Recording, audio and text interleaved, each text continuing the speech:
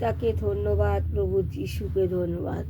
আমি যে বাইবেল পড়ছি সেই বাক্য হৃদয় যেন আমি গাঁথতে পারি, প্রভু যিশু। লেবী পুস্তক, হোম বলির নিয়ম। পরে সদাপ্রভু মসিকে ডাকিয়া সমাগম তাম্বু হইতে এই কথা কহিলেন,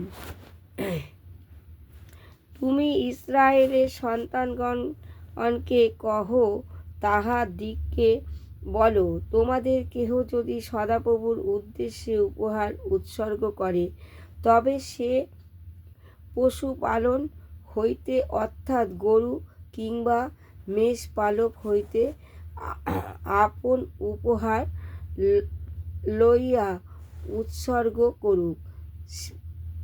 1:3 পর্ব অবধি পড়ছি। সে যদি গোপাল হইতে হোম বলির উপহার দেয়, তবে নির্দোষ এক পুঙ্গ পশু আনিবে।